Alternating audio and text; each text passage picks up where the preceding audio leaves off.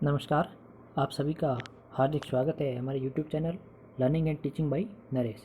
आज हम शुरू करेंगे पर्यावरण अध्ययन एनवायरमेंटल स्टडीज जो REET, CTET, MPTET, UPTET, KVS, DSSB, NVS एवं समस्त शिक्षक भर्ती परीक्षाओं हेतु उपयोगी है।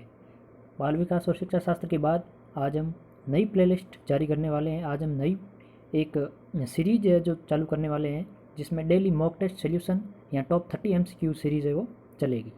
तो आइए शुरू करते हैं आज के प्रश्न जो पर्यावरण अध्ययन से रिलेटेड है।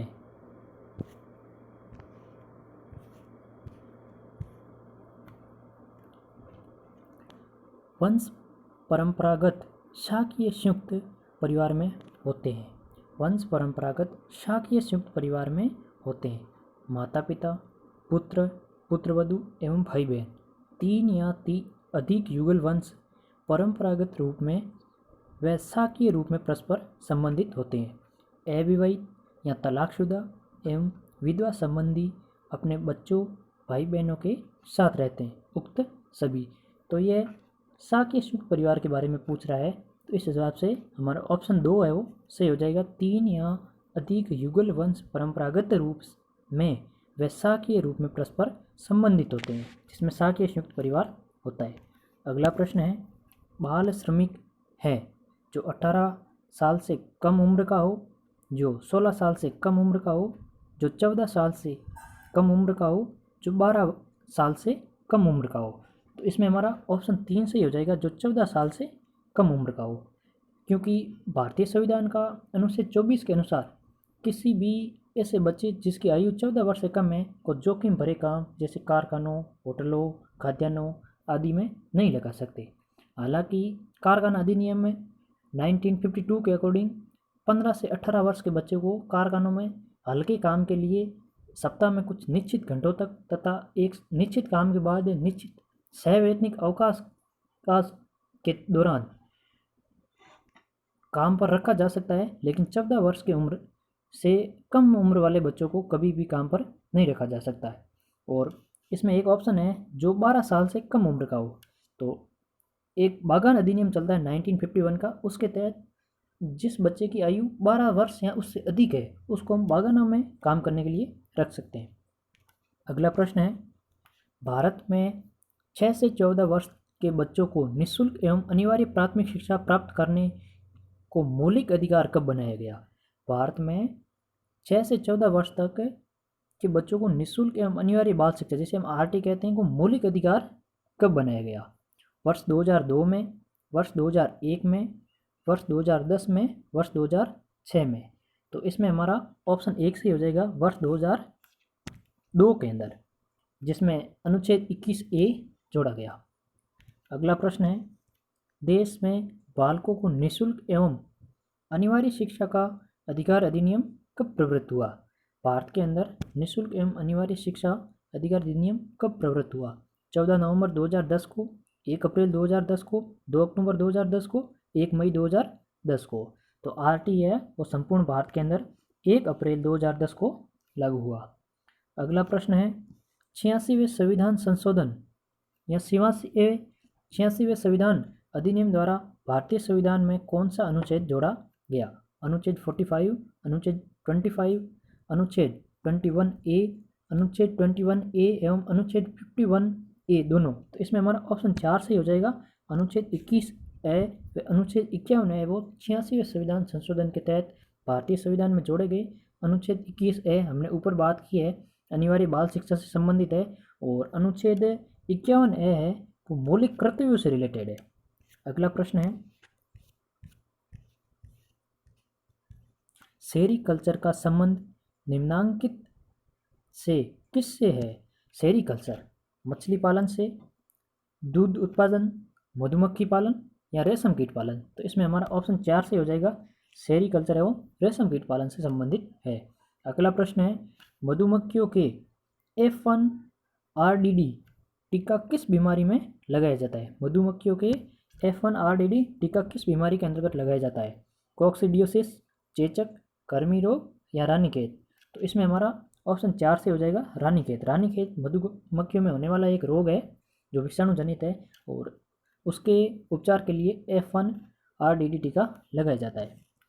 अगला प्रश्न है, राजस्थान राज्य उपभोक्ता संरक्षण आयोग का गठन कब किया गया? राजस्थान राज्य उपभोक्ता संरक्षण आयोग का गठन कब किया गया? 13 जुलाई 1986 में, 2 अक्टूबर 1986 में, 1 अक्टूबर 1988 में, 26 मई 1988 में। तो इसमें हमारा ऑप्शन 4 से हो जाएगा, 26 मई 1981 को राज्य उपभोक्ता संरक्षण आयोग का गठन किया गया। हमें पता है कि उपभोक्ता संरक्षण के अंतर्गत त्रिस्तरीय व्यवस्था की गई है, राष्ट्रीय उपभोक्ता संरक्षण आयोग, राज्य उपभोक्ता संरक्षण आयोग और जिला स्तरीय मंच। अगला प्रश्न है, राष्ट्रीय उपभोक्ता दिवस मनाया जाता है 2 अक्टूबर, 24 अक्टूबर, 26 दिसंबर, 14 नवंबर। तो इसमें हमारा ऑप्शन 4 से हो जाएगा, ऑप्शन 3 से हो जाएगा, 24 दिसंबर को राष्ट्रीय उपभोक्ता दिवस मनाया जाता है। जबकि अगर विश्व उपभोक्ता दिवस के बारे में पूछा जाए तो वो 15 मार्च को मनाया जाता है, विश्व उपभोक्ता दिवस। अगला प्रश्न है, राजस्थान में सहकारिता का शुभारंभ हुआ, राजस्थान के अंदर है वो सहकारिता, उसका शुभारंभ कब हुआ? 1904 में, 1905 में, 1907 में या 1911 में? तो राजस्थान के अंदर सहकारिता का सर्वप्रथम शुभारंभ 1904 के अंदर डींग भरतपुर में एक सहकारी बैंक के माध्यम से हुआ, जिसमें किसानों के अधिकारों के बारे में चर्चा थी। अगला प्रश्न है, संत रैदास की छतरी कहाँ बनी हुई है? संत रैदास की छतरी कहाँ बनी हुई? चित्तौड़गढ़ में, उदयपुर में, प्रतापगढ़ में, बांसवाड़ा में? तो संत रैदास की छतरी है चित्तौड़गढ़ दुर्ग के है बनी हुई है। अगला प्रश्न है, बेणेश्वर धाम की स्थापना सोम, माही, जाखम नदियों के त्रिवेणी संगम पर किसने की थी? जसनाथ जी ने, संत माव जी ने, जम्बू जी ने, रामचरण जी ने? तो बेणेश्वर धाम की स्थापना है वो माई, सोम व जाखम नदियों की संगम पर संत माव जी के द्वारा की गई थी। अगला प्रश्न है, अरबी एवं फारसी शोध संस्थान कहाँ है? जोधपुर में, टोंक में, भरतपुर में या बीकानेर में? राजस्थान के अंदर अरबी एवं फारसी शोध संस्थान है वो टोंक के अंदर स्थित है। अगला प्रश्न है, सर्वाधिक लंबी सड़कों वाला जिला है, सर्वाधिक लंबी सड़कों वाला जिला है धौलपुर, जोधपुर, बाड़मेर, जैसलमेर? तो इसमें हमारा ऑप्शन 3 से हो जाएगा, सर्वाधिक लंबी सड़कों वाला जिला राजस्थान में बाड़मेर है। अगला प्रश्न है, सर्वाधिक राष्ट्रीय राजमार्ग की लंबाई वाला जिला, सर्वाधिक राष्ट्रीय राजमार्ग की लंबाई वाला जिला धौलपुर, जोधपुर, बाड़मेर या जैसलमेर? तो इसमें ऑप्शन 2 सही हो जाएगा।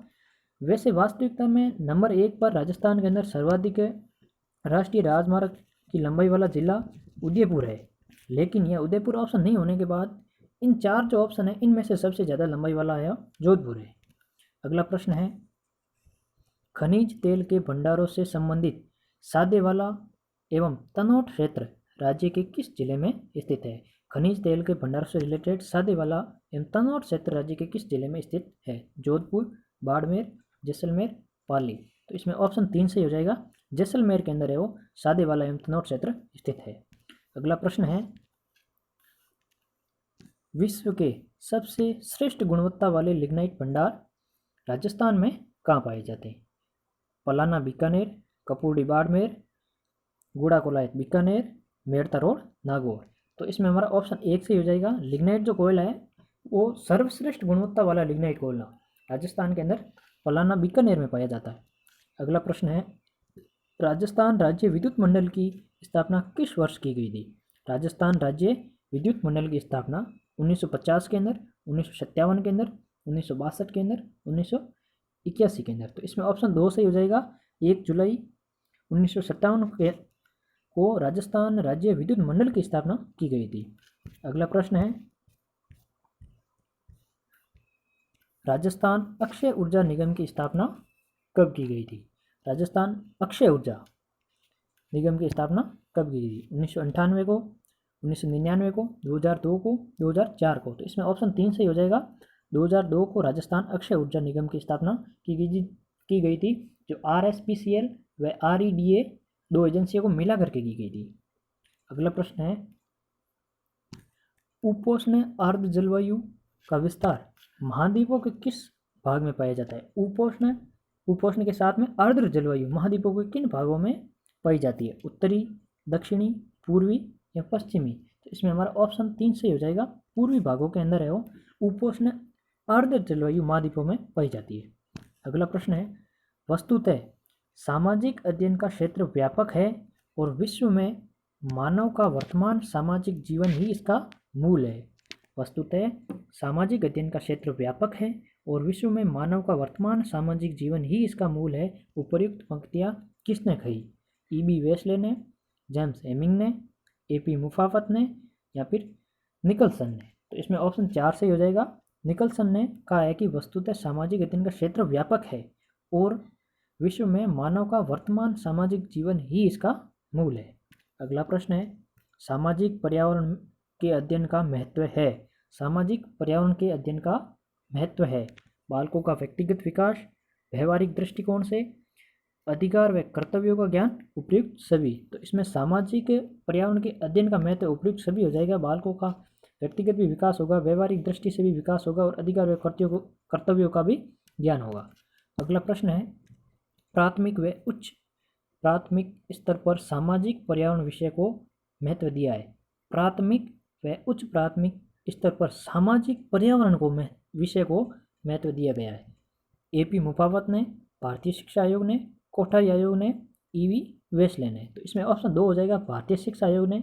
और कुछ लोग भारतीय शिक्षा आयोग और कोठारी आयोग भी कहते हैं और कहीं ना कहीं ये संबंध है और खुद से कोठारी आयोग को राष्ट्रीय शिक्षा आयोग भी कहते हैं। तो इसमें हमारा सबसे बेस्ट आंसर है वो भारतीय शिक्षा आयोग हो जाएगा। अगला प्रश्न है, सामाजिक अध्ययन में चर्चा होती है पर्यावरण की, प्रकृति संबंध की, मानव संबंधी की, सभी की?